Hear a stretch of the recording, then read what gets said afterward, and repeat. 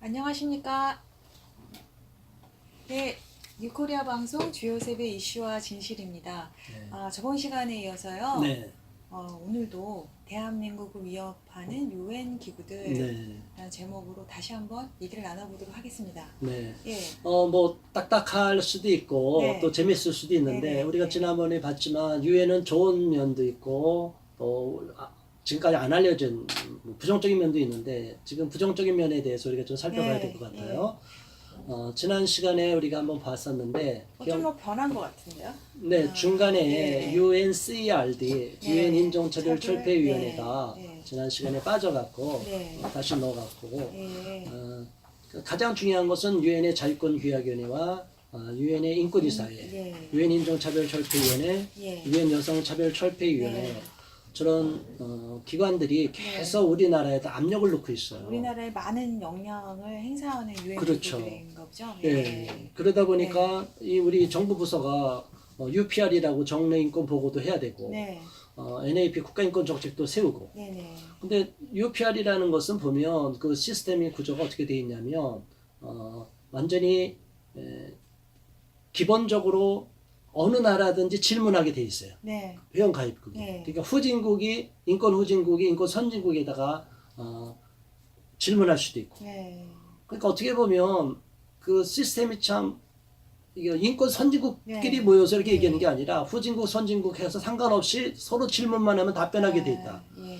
저는 그게 굉장히 구조적으로 좀 안 맞다 이런 생각이 드는데 어쨌든 유엔에서 세 가지 부서 보이네요. 인종차별철폐위원회랑 유엔 자유권규약위원회, 네, 유엔 인권이사회 이렇게. 그렇죠. 예. 우리가 지난 시간 뭐 쭉 살펴봤죠. 네네. 예. 근데 이 부서에서 유엔 기관에서 우리나라의 정책 부서에다 주면은 네. 이제 국가인권위랑 법무부에서 인권국에서 이제 이걸 받는 건데 네.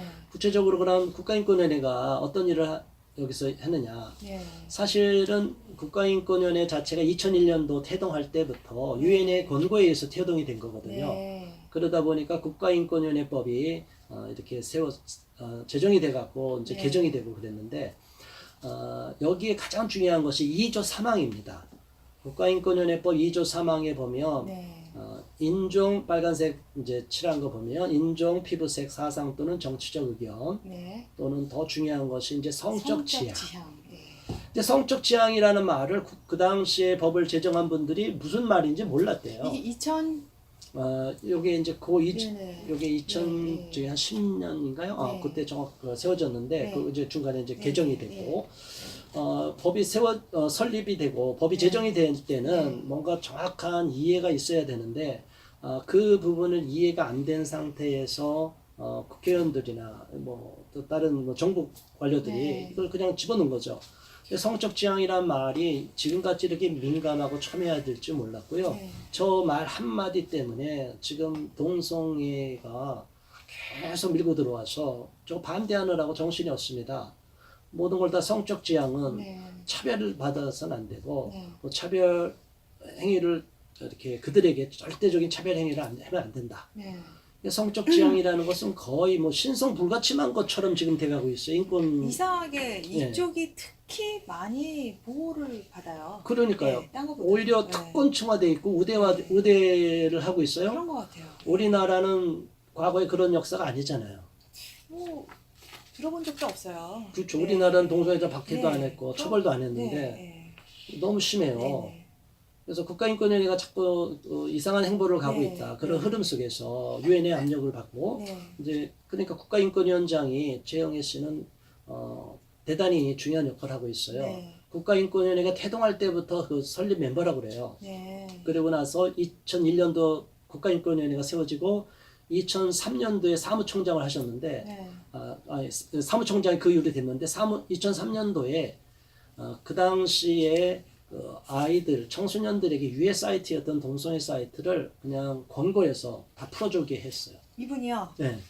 그래서 원흉이라고 저는 보는 거죠. 우리 10대 청소년들의 인생을 망치고 그래서 오늘날에 보면 요즘 얼마나 네. 그때와 지금 그 환경이 얼마나 달라졌습니까? 네. 핸드폰 앱으로 다 다운받아갖고 동성애 어플 깔아갖고 다 지금 동성애자들과 접촉하고 심각합니다. 이런 일을 저질렀어요. 그래 놓고도 더 많이 성적 지향, 동성애자를 지지하고 네. 첫 번째 현장 답사한 것이 어디냐? 청와대에 간 거예요. 네네. 그 당시에 난민 심사가 부결된 자들, 그런 이집트 난민들이 불법 농성을 하고 있는 거예요. 대한민국에 와서 난민들이 무슨 불법 농성을 해요. 저기 심사가 부결됐다고 그러셨어요? 그럼요. 난민 심사가 안 되는데 그러면 억울하다. 뭐가 억울하다. 억울해요? 그러니까 저 사람들이 논리는 네. 떼법을 저 사람들이 어떻게 난민들이 저렇게 감히 대한민국에 와서 농성하겠어요? 누가 봐줬겠어요? 뒤에서 시민단체들이 저 인권파리 뒤에 시민단체들이 누가 있죠. 네. 그러니까 그런 사람들이 봐주고 농성까지 하고 나니까 얼씨구나 해서 연락을 가니까 국가인권위원장이 처음 현장 답사 간 게 저기를 간 거예요. 그래서 난민주의를 인정해 주겠다. 우리가 봐주겠다. 절대 추방 안 되게 해주겠다. 이미 심사가 부결됐는데. 그럼요. 저 보세요. 인권위는 한국이 심각한 인종차별 존재한다고 유엔에까지 고자질을 했어요. 여기 대한민국에 보시면은 네. 마약 검사 정과 조회하는 게 또 인권 침해라고 돼 있어요. 참 기가 막혀서 말이 안 그 나옵니다. 아무나 다 받아줘야 되는 거네요, 그렇죠? 아니 그리고 네. 들어온 사람 난민 심사 했더라도 당연히 무슨 병이 있는지 검사해야 될 거 아니에요. 당연하죠. 예. 그 마약 검사도 해야 될 거 아니에요. 그렇죠. 근데 그게 무슨 인권 침해나고 정가조회 그게 뭐가 인권 침해나고 이게 국가인권위원회가 지금까지 걸어온 발자취를 보면요 막 국민 여러분 막 네. 혈압이 올라갈 겁니다. 네. 그리고 한국이 인종차별이 심하다고요? 대한민국에서 언제 그렇게 인종차별을 심하게 했나요? 유럽과 미국처럼 남아프리카 공화국처럼 어떻게 우리가 뭐 인종을 차별하고 그 뭐 처벌하고 테러하고 그랬나요? 이게 말도 안 되는 얘기를 네. 외국의 그 이론을 그대로 가져와서 네. 한국에다가 적용하는 이 사대주의자라고 저는 봅니다. 이 사람들이. 문화적 사대주의. 문화 사대주의자. 네, 네. 굉장히 근데 뭐 역사적으로도 우리가 다른데. 당연하죠. 그렇죠. 이건 상식인데 네. 외국에서 유행하는 사전은 무조건 다 옳다는 이 문화 사대주의자들이 대한민국을 장악하면서 네. 굉장히 뭐 민족주의를 따지고 있어요. 네. 네. 저도 민족주의를 중시하는 사람이지만 이런 맹목적인 사대주의에 입각한 네. 거짓된 민족주의는 다 추방시켜야 됩니다. 자 그리고 최영애 위원장은 네. 우리가 또 다뤄봤지만 혐오차별 대응 특별추진위원회를 네. 올 초에 출범시켰어요. 네. 네. 거기에 25명의 위원 중에 소위 좌파 동성애 지지하는 사람들만 다 가져다 갖고 그 네. 반대하는 그 시민단체 대표는 한 사람도 거기 위원으로 요청 안 했어요. 국가기관이 어떻게 그렇게 한쪽으로만 치우치는지가 이해가 안 가네요. 그러니까 저들의 네. 인권 논리에는 우리는 혐오 세력이에요. 저는 공개적으로 그런 비난을 들었어요. 네. 그 NAP 회의에 가서 네. 아주 공개적으로 쫙 있는 데에서 모 시민단체 대표가 혐오 세력이 여기 와 있다고 그냥 너무 기가 막혀서 어이가 없어갖고 그리고 인권에도 브레이크 장치가 있어야 되지 않느냐. 네. 왜냐하면 저기 송경진 교사라고 네네. 전북 보안중에 선생님이 저 인권 옹호관들한테 강제 수사를 계속 받다가 나중에 참 비참하게 인생을 마치셨거든요. 네. 너무 너무 끔찍한 일이 일어나갖고 이렇게 무방비적으로 인권이 막 인권이라는 이름으로 인권 침해까지 나오는 네. 거는 브레이크 장치가 있어야 되지 않냐 했더니 뭐라고 그랬는 줄 아세요? 그 황희석 국장이 인권에는 브레이크 장치가 없습니다. 그럼 반인권적인 발언을 하지 마시기 바랍니다. 그래서 아주 우리 쪽에 그 건사연 대표님이 뒤집어졌죠. 그냥 뒤집어지고 난리가 났습니다. 네. 이 말도 안 되는 궤변을 늘어놓고 저들은 인권이 자기들만의 네. 전유물이라고 생각해요.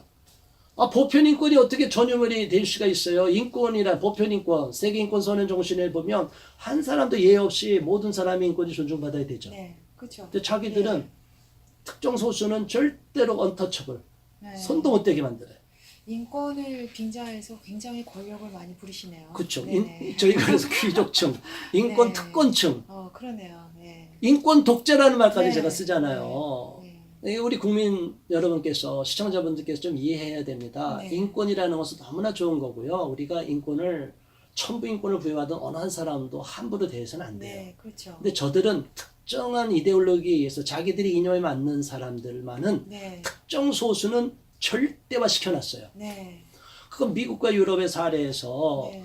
지난날에 처벌했던 거에 대한 보상 심리로 과잉 보상을 해준 네, 건데요. 네, 이거 네. 우리나라 실정과 전혀 안 맞는데 맞죠. 네. 아까 말씀드린 것처럼 문화 사대주의. 네. 법도 마찬가지예요. 네. 외국 법은 무조건 다 가져오려고 그래요. 네. 우리나라 실종이랑 안 네. 맞게. 예.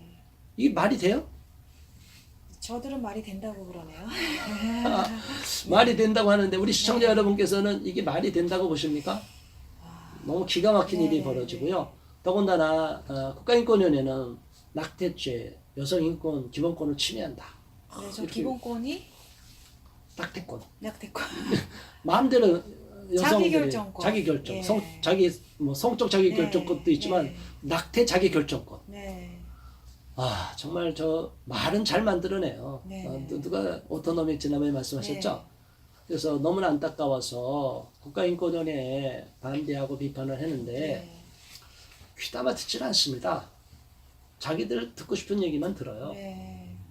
근데 인권위에 대해서 너무나 이상한 권고가 막 내려가니까 네. 저항이 있어요, 이제. 그렇죠. 언론에도 네, 네. 보도된 내용입니다. 네.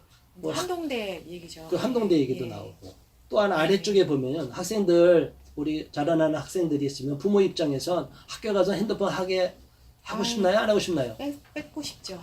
집에서 밤새도록 하는데 네. 잠도 안 자고 네. 학교에 가서는 공부해야 되는데 학교에서까지도 핸드폰 다 준다? 그걸 인권 침해라고 말했어요. 핸드폰 주는 게 왜 인권이에요? 참나. 아니 이런 네. 말도 안 되는 걸 다 인권위에 갖다 놔요. 아니 근데 교육 현장에서는 심지어는 뭐 언론의 자유도 미국 같은 경우에 그쵸. 상당히 제한을 할 수 있고요. 그렇죠.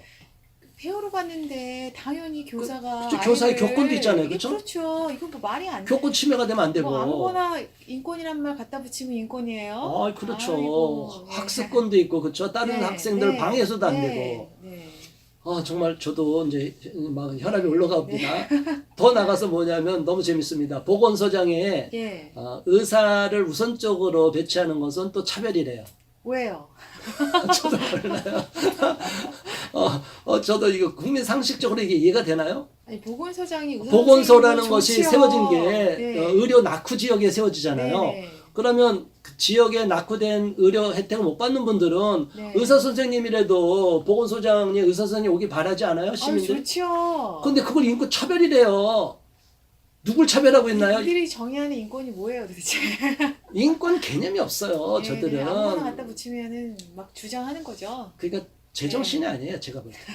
기준이 없는 거예요. 법이라는 것은 네. 잣대가 있잖아요. 저울 이 네. 눈금이 이게 네. 바뀌면 안 되잖아요. 네, 네. 여기는 임의대로 자기 원하는 대로 눈금을 막 바꿔요. 기준을 바꿔버려요. 네. 그리고 자기 원하는 대로 편리한 대로 다 인권이라고 해요.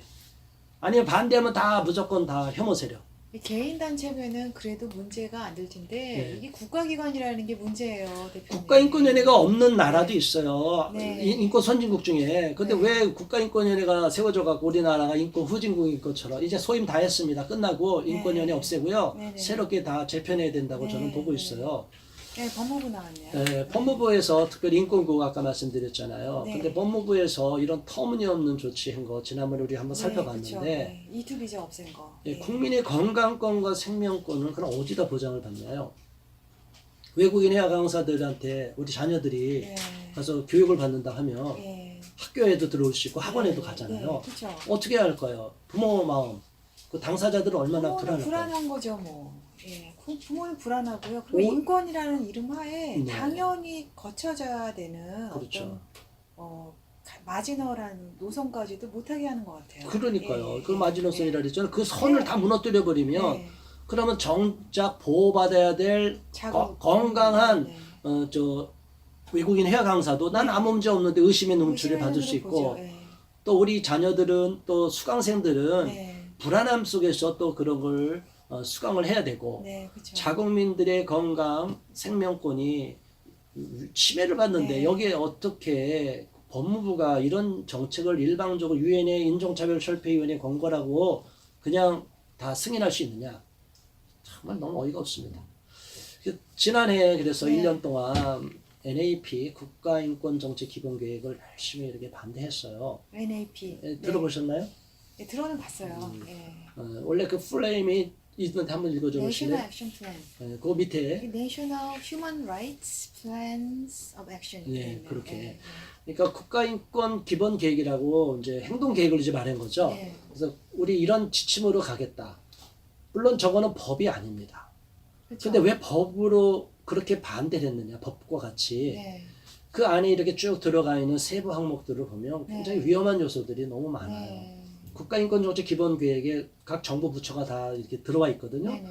근데 법무부는 어떻게 해야 되고 행정안전부는 어떻게 해야 네. 되고 국방부는 어떻게 해야 되고 문화체육관광부 또는 경찰청은 어떻게 해야 된다 이런 지침들이 보면 저게 굉장히 위험한 아, 차별금지법의 그 준차별금지법에 해당되는 내용들이 다 들어가 있어요. 근데 제 눈에 얼추 보이는 거는 성소수자, 네. 뭐 트랜스젠더 이런 분 특별히 많이 보호하는 걸로 보여요. 그러니까요. 그들에 대해서 네. 어떤 그런 네. 것도 부당한 대우를 해주지 않도록 자꾸 강조를 하는 거죠. 네. 그렇다면 그 사람들 특별히 자꾸 신경을 쓰라는 거죠. 배려하고. 네. 동성애자 인권교육도 받아야 되고 경찰들이. 네. 동성애자가 얼마나 된다고 인권교육을 그렇게 받아야 됩니까? 네. 정말 너무 어이가 없고요. 그래서 지난해 네, 작년이네요. 네. 너무나 그 이른 때부터 그 땡볕에 그 네. 8월 7일 날 이것이 이제 통과됐는데 네. 청와대 앞에든 뭐 광주의 금남로든 전국에서 네. 정부 청사 앞이든 대구시청이든 세종시 국무총리실 네. 앞이든 또 여기 충남 저쪽에 대전이든 시위가 많이 있었네요. 네, 많았습니다. 삭발도 하고. 네, 과천 청구청사에서고 여만수 네. 원장님과 이제 네. 기록부 교수님 삭발하고 그 이후로도 또 많은 또 목회자들이 삭발 네. 혈서까지 쓰고 막 그랬는데 그럼에도 불구하고 이게 결국에는 통과가 됐네요. 통과가 됐어요. 정부가 국민의 목소리를 안 듣는 거예요. 네. 자기들이 정해놓은 어떤 그 방향을 갖고 네. 그냥 로드맵을 갖고 밀어붙이는 거예요. 네. 그러니까 인권을 말하면서 자신들이 지지하는 쪽의 인권, 네. 편향된 인권만을 밀어붙이겠다는 거예요. 네. 반대 목소리는 떠들으라 이거예요. 네. 그러니까 지금 우리 대한민국에는 인권이란 개념이 왜곡되어 있습니다. 네. 자기들의 정치적인 입맛에 맞으면 인권, 네. 그렇지 않으면 반대 세력, 혐오 세력, 반인권 세력. 네. 너무 어이가 없어요. 근데 그 내용이 결국 뭐예요? 동성애를 지지하고 네. 자국민보다 외국인을 또 우대하고. 우대하고 네. 난민 중에 심사 패스 못하는 사람도 묵인해서 받아들이고 다 받아줘야 되고. 그렇죠. 불법 체류자, 불법 노동자도 방관해라. 네. 무법천지인데요. 네, 이래갖고 네. 우리나라에서 사실 네. 외국인들이 범죄가 이제 있는데 네. 뭐 많이 줄은다고 하지만 실제로는 감춰진 거지. 네. 또 끔찍한 사건들 피해자들이 많거든요. 네. 그러면 언론에서 잘 보도하지 못하도록 또 막고 있고. 네. 자, 더 나가서 또 여성가족부와 헌법재판소 문제가 있어요. 네. 여성차별철폐위원회 이제 특히 이제 이 부분이 있는데 여성가족부 뭐 태동부터 이것도 2001년도에 세워졌는데 유엔의 권고에 의해서 네. 젠더 이론에 네, 네. 기반해서 네. 세워진 거죠. 그래서 여성가족부에 여성이 없다 그랬죠. 그렇죠. 미니스트리 오브 젠더 Gender 이퀄리티 앤 패밀리 네. 젠더 평등부. 결국은 페미니즘적인 시각에서 네. 우리 생명권을 중시하는 국민들이 굉장히 많거든요. 네. 네. 그래서 낙태가 생명이다, 태아가 생명이다, 절대 낙태죄는 현행 형법 269조, 210조는 존치해야 된다고 했는데도 여성가족부가 덜컥 폐지하라는 의견서를 냈어요. 네. 그리고 우리가 지난번에 또 한번 살펴봤는데 초중고 성평등 교수 학습 지도한 네. 사례집. 예. 그래서 여기 보면 김치녀는 차별이고 김치남은 차별이 아니다. 이게 완전히 여성만을 우대하는, 남성은 배제시키는. 이게 여성의 입장에서도 동의 안 하는 네, 부분이라고 다시 했죠. 들어도 어이가 없네요. 어이가 없었죠. 네. 국민연금 갖고 또 장난을 치려고 그래서 국민연금을 갖고 무슨 뭐 혜택을 주겠다. 아니 국민연금이 여성가족부 건가요? 이게 말도 안 되는, 주제 파악도 안 되는. 네. 그리고 지난번에 또 성평등 방송 프로그램 제작 안내서 제작 안내서 이제 가이드라인 네, 방송 네. 가이드라인 또 줬잖아요. 외모 가지고 이상한 소리 하셨죠? 그렇죠. 네. 뭐 그래서 외모는 이런 기준에 하면 안 된다. 네. 정말 할 일이 이렇게 없는지 여성가족부가. 그래서 많은 분들이 여성가족부가 남녀 갈등을 부추기고 네. 페미니즘적인 시각에서 네. 여성가족부는 페미부냐 이렇게 그렇게도 네. 얘기해봤죠. 그렇죠. 네. 그래서 일방적으로 한쪽의 성만을 지지하는, 네. 그렇다고 여성만을 위하는 게 아니라 거기 젠더가 들어와서 네. 여러 젠더를 다 수용해 줘야 된다. 여성을 지지하는 게 아니에요, 대표님. 여성 중에도 일부 그렇죠. 예, 일부 일반- 국민들의 그 이론을 따라가는 사람들. 그렇죠. 예. 오히려 일반 네. 여성들은 저 여성가족부가 배척해버려요. 그렇죠. 무시해요. 네, 그렇죠. 저는 무시 당하고 있습니다. 그러니까 여성을 네. 위한 부서도 아니에요. 네. 저 뭐하러 존속해야 되나요? 네. 정 1조 원이나 되는 그 예산을 1조 참 큽니다. 아깝죠. 네. 저거를 정말 제대로 써야 될 네. 때가 써야 되는데. 네, 헌법재판소 나오네요. 네. 네, 이제 헌법재판소도 네. 여기에 영향을 좀 많이 받고 있어요. 네. 진보적인 색채가 최근 보던데 네. 위원 결정이 크게 늘었다. 작년이 재작년에 비하면 엄청나게 몇십 배 늘었다. 자꾸 이렇게 위원 결정이 많이 나는 건 그러면 네. 기존의 법이 다 나쁘고 형편없다고 그래서 자꾸 위원 결정을 하는 거 아니에요. 문제가 있다고. 지금 시대랑 안 맞다. 네. 근데 지금 우리가 살아가는 세상에서는 그렇게 위원이 많이 될 것만큼 불편하고 그런 게 얼마 없거든요. 네. 물론 꼭 바꿔야 될 부분은 바꿔야 네. 되는 부분이 있겠지만 이렇게 갑자기 정권이 바뀌고 나서 많은 위헌 판결이 나왔다는 것 자체가 좀 문제 있고 네. 저는 또 이 너무 안타까운 문제 지난번에도 우리 잠깐 다뤄봤는데 헌법재판소의 문제가 있잖아요. 네. 이게 대체복무제 문제. 병역법 88조는 합헌으로 해놓고 병역법 5조 1항은 대체복무제가 5가지 복무 조건 중에 대체복무제가 없다고 한정 위헌 판결을 해버렸어요. 그렇죠. 네. 그리고 나니까 얼마 있다가 대법원에서 최종심으로 병역법 88조에서 분명히 처벌해야 될 사람을 5조 1항이 한정위원이 됐다고 해서 무죄를 해줬어요. 네. 법무부랑 헌법재판소랑 다 짜고서 하는 얘기예요. 이러면 사회에 혼란이 많이 생길 것 그렇죠. 같아요. 이거는 네. 네. 양심적 병역거부라 해서 많은 국민이 저항이 일어나니까 네. 종교적 신념에 의한 병역거부라고 이제 이렇게 말을 쓰는데 네. 여호와의 증인들의 자신들만의 특정한 교리에 의한 병역 거부예요. 네. 네. 그 부분은 나중에 또 살펴보겠습니다.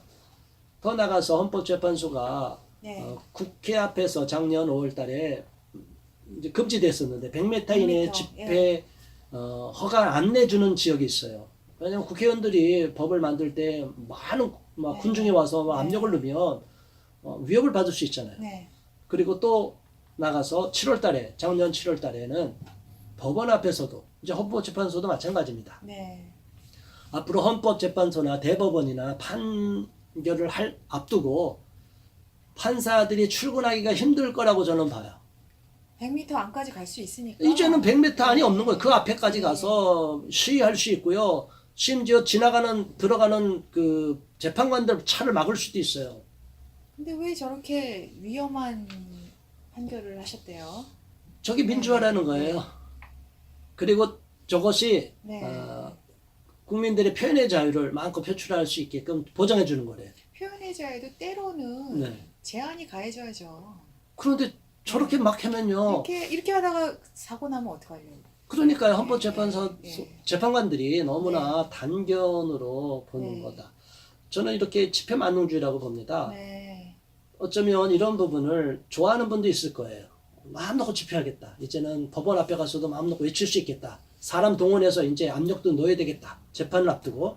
근데 문제는 이게 집회의 자유가 보장되어 있지만 네. 이게 지금 법 질서보다도 더 우선되면 문제가 되는 거잖아요. 그러니까 이건 네. 민중민주주의 같은 네, 법치가 개념이죠. 아니네요. 법치라기보다도 네. 다수 군중을 동원한 네.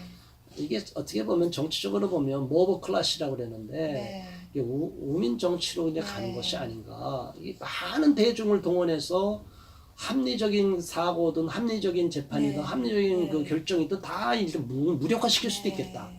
이런 광장의 그런 네. 그 정치가 그냥 들어와 버린 거예요. 네.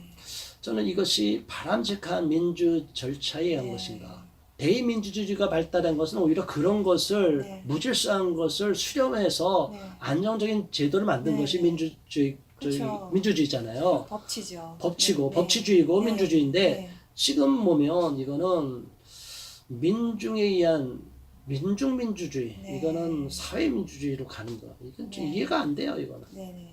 그리고 그 내용 자체가 한번 보세요. 일본에 뭐를 보면 동성애 조장 정책, 네. 동성애를 아주 조장해가는 정책을 펴고 있고, 네, 그다음에 종교적 신념 병역 거부자한테 특혜를 주고 있고. 그럼요. 근데 저 이런 역차별, 거에 이제- 군대 갔다 오면서 역차별 당하는 그럼요. 거예요. 이거 그죠? 굉장히 억울하실 것 같아요. 그럼요. 그다음에 이제 외국인을 지금 지나치게 편애해서 네. 자국민이 역차별받는 외국인 그런- 너무 많이 우대해주면 네. 그 재정은 한정되어 있기 때문에 네. 자국민의 가난하거나 서민들은 네. 보호를 못 받고 있고. 그렇죠. 그 다음에 이제 대다수의 국민들이 싫어하는 젠더 기반에서 페미니즘 정책을 또 펴가고 있고, 네. 그 다음에 지금 방금 말한 건데 네. 법치보다는 집회 만능주의가 네. 일로 확산되는 분위기로 간다. 네, 그렇습니다. 네. 그래서 제가 가장 우려스러운 것은 네. 우리 사회가 선진국일수록 아무리 요동이 돼도 법 근간은 안 그렇죠. 흔들리죠. 예, 예. 그래서 어떤 상황이 돼도 그 사회가 안정적으로 흘러가는데 네.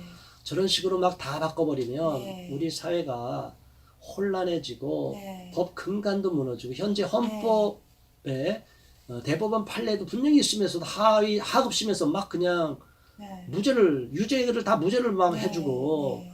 마음에 안 든다고 이 하급심 재판관들이 다 헌법재판소에다가 위헌 제청을 하고 이게 말도 안 되는 일들이 하극상이라고 그러는데 저는 네. 네. 법원 재판관들끼리서도 하극상이 막 이루어지고 있어요. 네. 그러니까 일반 국민들은 이런 어지러운 사법부를 신뢰할 수 있을까요? 사법부는 독립성이 보장돼야 되고, 네. 그 다음에 법치가 기반이 돼야죠. 근데 네. 판사들끼리도 어떤 특정한 뭐 우리법 연구회든 뭐 어떤 이런 특정한 그 네. 조직이 네. 사법부를 전체를 장악하려고 하는 네. 이건 과거에 척결했던 하나의 보다도 더 악한 짓을 저지른 네. 겁니다. 이거는 반드시 역사의 심판을 받을 거라고 네. 보고요. 네. 언젠가는 역사에 준엄한 심판이 있을 거라고 봅니다. 네.